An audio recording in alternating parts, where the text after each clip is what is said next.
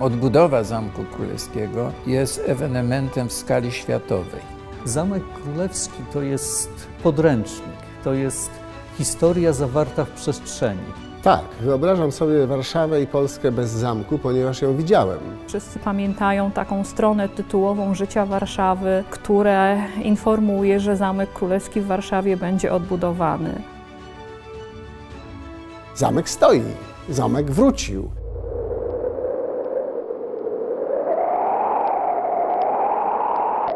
Zamek Królewski od początku swego istnienia, czyli od XIII wieku, był miejscem, z którym związana była władza nad konkretnym terytorium. Najpierw było to Księstwo Mazowieckie, natomiast przez kolejne stulecia był rezydencją władców Polski.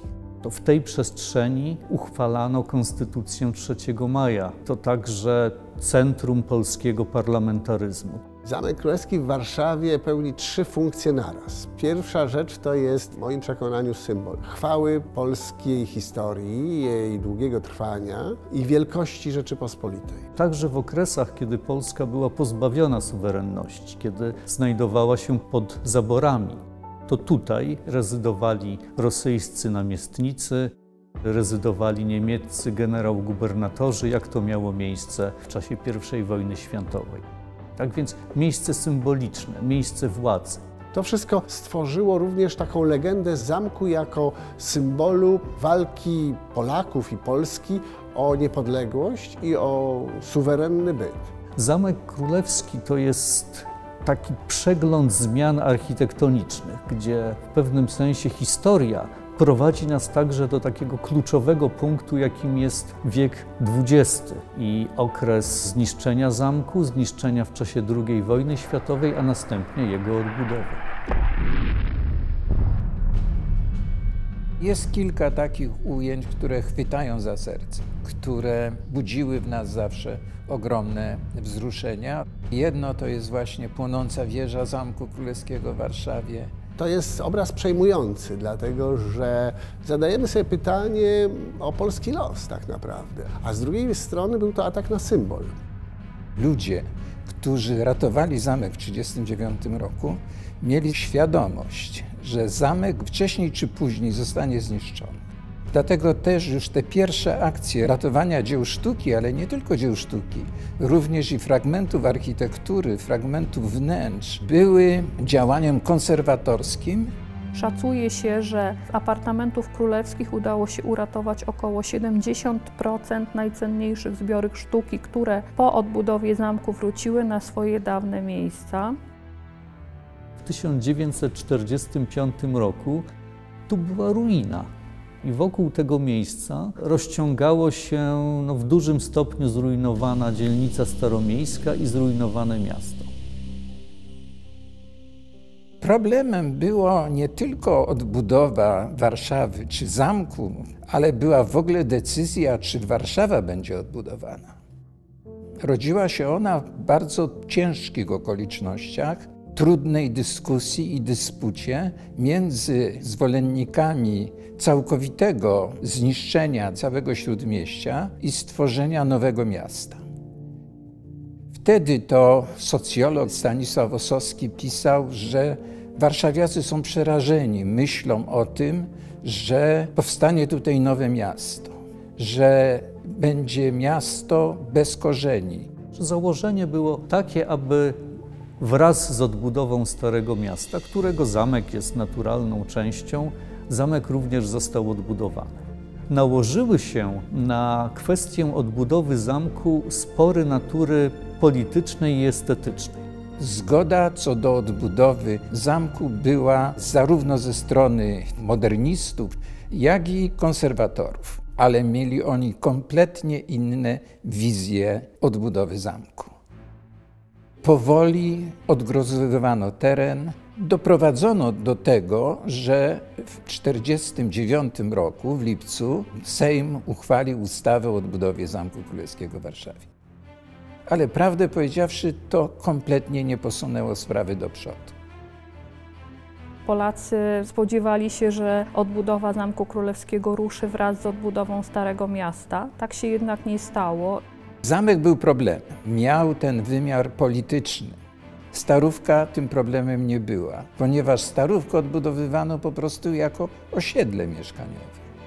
To było coś, co się mieściło w programie ideowym partii rządzącej. Mimo upływu lat w Warszawie odbudowano całe Stare Miasto, potwornie zniszczone. Odbudowano Marienstadt z drugiej strony, więc dwie dzielnice przylegające do zamku, a to miejsce na Skarpie Wiślanej było puste. W 1953 roku, kiedy otwierano Starówkę Warszawską, zaczęto na nowo brać pod uwagę zorganizowanie konkursu architektonicznego na odbudowę zamku. I rzeczywiście w 1954 roku konkurs wygrał Jan Bogusławski. To jest bardzo ważny moment dla całej historii i decyzji o odbudowie zamku. W 1956 roku, kiedy powstała pracownia, zebrano w ciągu 5–6 lat materiał dokumentacyjny oraz stworzono pierwsze zręby projektu odbudowy zamku. To było bardzo istotne. Pamiętajmy, że to był czas obowiązywania doktryny, która zakładała, iż twórczość artystyczna i różne formy tej twórczości mają wyrażać ideologiczną treść. W ówczesnych czasach treść socjalistyczną czy treść komunistyczną. Dyskusje z ówczesnymi politykami partyjnymi powodowały to, iż nie została wypracowana taka forma zamku, która pozwoliłaby przystąpić do odbudowy. Jest cudowna, zachowała się notatka profesora Piotra Biegańskiego, który oprowadzał Bieruta i pokazywał mu makietę Starego Miasta i zamku. I Bierut, bardzo zafrasowany, w pewnym momencie już nie wytrzymał i mówi: ale czy to nie mogłoby być wyższe? Czy to nie mogłoby być większe? Czy władza chciała mieć po prostu potężny gmach reprezentacyjny, ponieważ ten zamek miał być legitymacją ich władzy? Nie jeden by powiedział w tym momencie na szczęście, ponieważ różnego rodzaju projekty i studia, jakie wówczas się pojawiały, prowadziły do powstania zamku, którego architektura przypominałaby to, co znamy z Pałacu Kultury i Nauki. Władza komunistyczna, właściwie całość tej grupy, nie chciała odbudowy zamku. Chodziło o to, że to ma być znak, to jest znak wielkiej historii, ciągłości państwa polskiego i również suwerennej Rzeczypospolitej. W 1961 roku Gomułka zlikwidować kazał pracownię, jak i również komisję ekspertów, której przewodniczył profesor Zachwatowicz.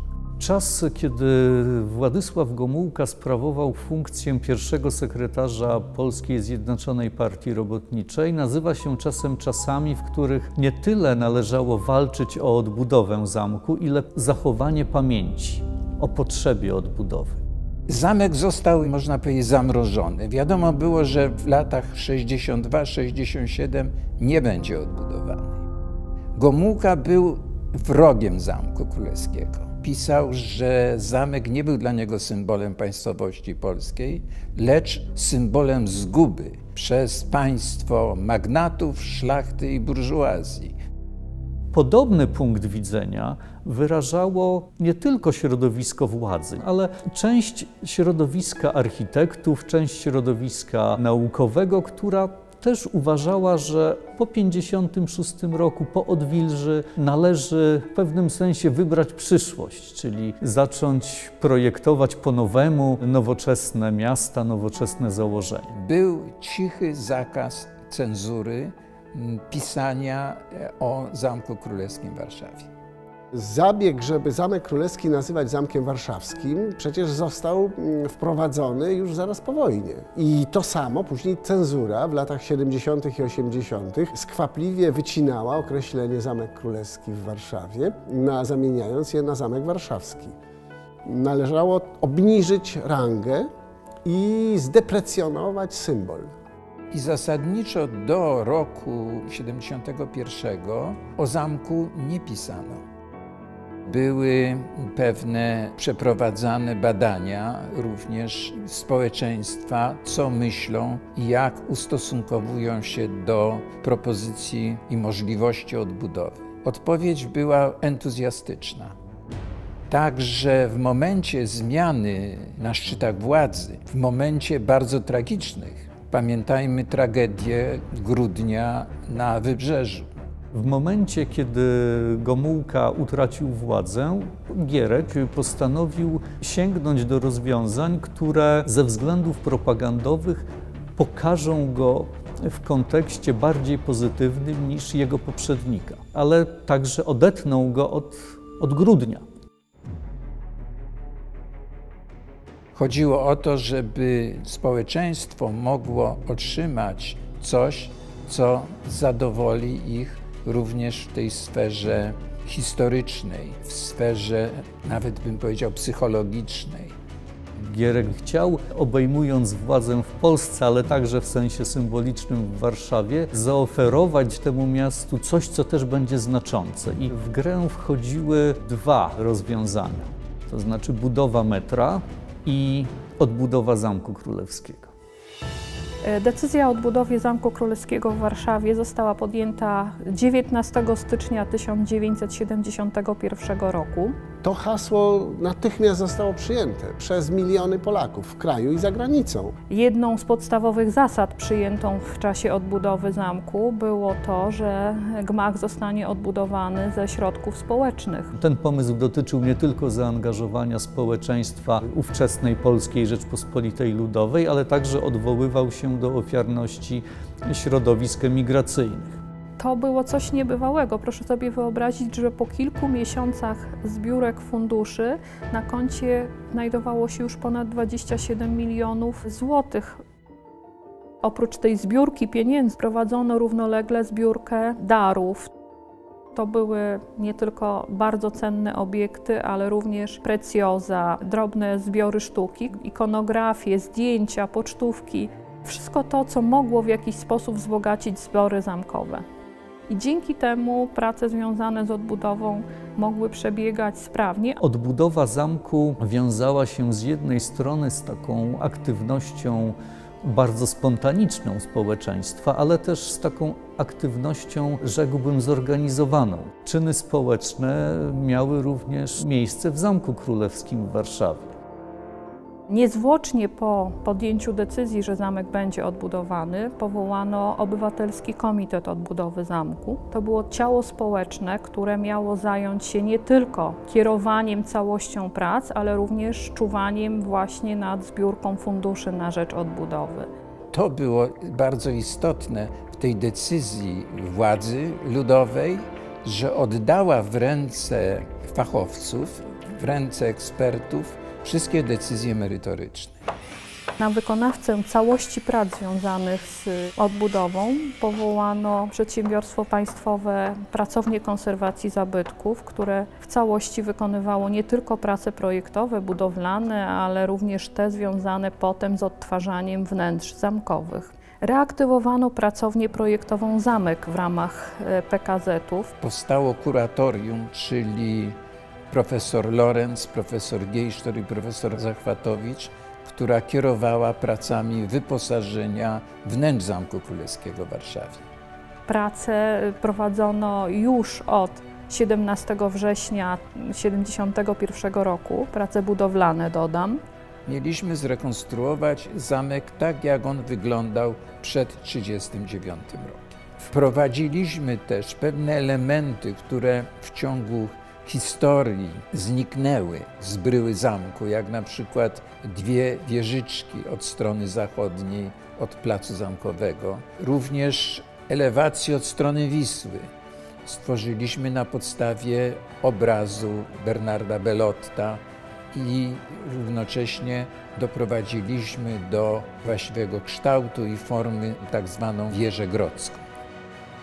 Posadowienie hełmu na wieży zegarowej było tylko jednym z etapów rekonstrukcji zamku, ale o tyle ważnym, że był dokładnie obserwowany przez warszawiaków i później za pomocą filmu oglądany w całym kraju i na świecie. Pokazywano, że ta praca postępuje szybko i bardzo sprawnie i ma taki efektowny wydźwięk. Wieża zegarowa, która zyskuje swoje zwieńczenie, to wszystko w sposób bardzo efektowny kończyło kolejny etap, ani nie najważniejszy, ani nie decydujący, ale bardzo czytelny i bardzo widowiskowy. Zamek w takim kształcie, w jakim istnieje dzisiaj, nie istniał nigdy. Ale kiedy obserwujemy go, dostrzegamy w nim jego historię z czasów średniowiecza, w gotyckiej średniowiecznej części zamku. Dostrzegamy pięciobok wazowski. Kiedy patrzymy na architekturę zamku, widzimy przebudowę z czasów saskich. Prace związane z odtwarzaniem poszczególnych wnętrz były bardzo trudne.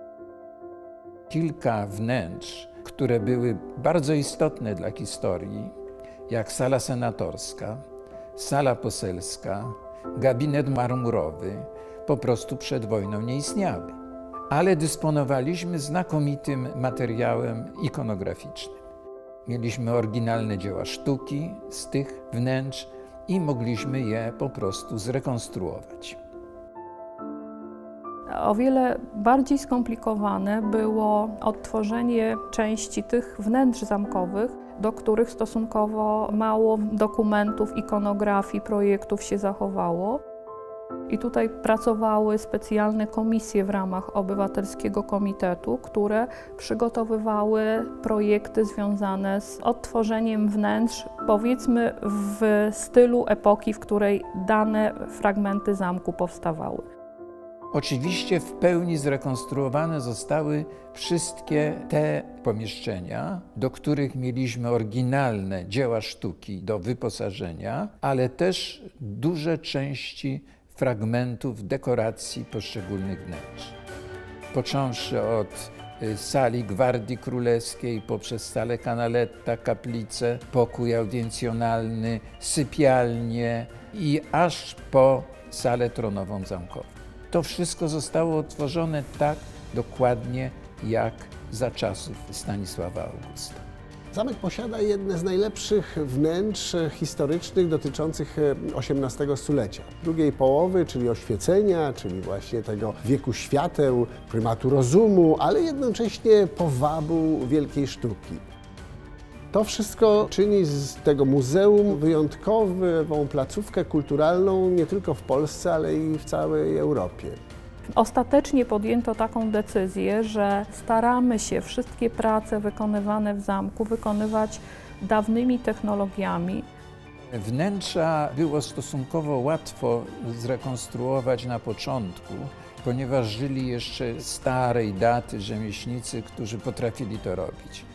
To był ostatni moment, kiedy mogliśmy skorzystać z ich wiedzy, z ich doświadczenia. Gdybyśmy zaczęli odbudowę zamku 10-15 lat później, to już by było bardzo, bardzo trudno osiągnąć to mistrzostwo wykonawcze. Zagrożenie było szczególnie w latach, już w połowie lat 70., kiedy państwo nasze przeżywało pewien znaczący kryzys. Można powiedzieć, że symbolicznie po wypadkach radomskich, po Radomiu, po 1976 roku nastąpiło załamanie tej aktywności i tej ofiarności społeczeństwa. Dlatego też byliśmy bardzo ostrożni z każdą naszą decyzją, która miałaby charakter i wymiar finansowy. Dokończenie odbudowy zamku wymagało już angażowania w znacznie większym zakresie niż wcześniej wprost instytucji publicznych, instytucji państwowych. Mimo tego, że w 1984 roku zamek został udostępniony publiczności i od wielu lat możemy zwiedzać jego wnętrza, odbudowa tak naprawdę nigdy się nie zakończyła. Oddane zostały niedawno do użytku ogrody górne na dachu Arkad Kubickiego. 2 lata temu otworzyliśmy ogrody dolne, no i teraz przyszedł czas na ogrody północne i to jest wyzwanie na następne lata. Historia Zamku Królewskiego jest niezwykle dramatyczna, ale zakończona szczęśliwym happy endem. zamek wrócił. I to wrócił najpierw wbrew planom okupacji niemieckiej, a później wbrew zakazom władzy komunistycznej, która przez ćwierć wieku odmawiała odbudowy.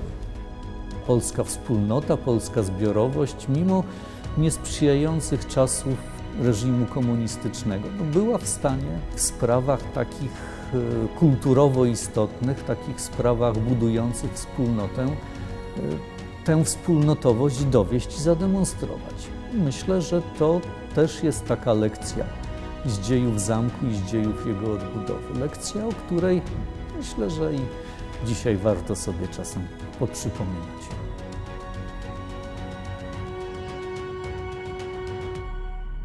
Decyzja komunistycznej władzy o odbudowie zamku pozostałaby tylko propagandowym gestem i niezrealizowanym pomysłem, gdyby nie gigantyczny wysiłek konkretnych osób. Człowiekiem, który głównie przyczynił się do tego, że zamek stoi i to w takim kształcie, jakim go podziwiamy, jest profesor Stanisław Lorentz. Historyk sztuki, muzeolog, niemal przez 50 lat dyrektor Muzeum Narodowego. Dzięki jego odwadze i zdecydowaniu jeszcze przed wkroczeniem wojsk niemieckich, a także podczas okupacji, uratowano najważniejsze dzieła ze zniszczonego zamku. Zaraz po wojnie rzucił się do ratowania polskiego dziedzictwa. Obrazy Matejki wydzierał z rąk sowieckiego wojska. W Polsce Ludowej nie kwestionowano jego autorytetu. Obok niego niestrudzonymi filarami idei odbudowy i jego wykonawcami byli Jan Zachwatowicz i Aleksander Geisztor, pierwszy dyrektor zamku, który pisał o nim. Nazwa tego gmachu wywołuje niezawodne skojarzenia z dziejami państwa, z blaskiem i klęskami majestatu Rzeczpospolitej, z jej odradzaniem się aż po II wojnę światową.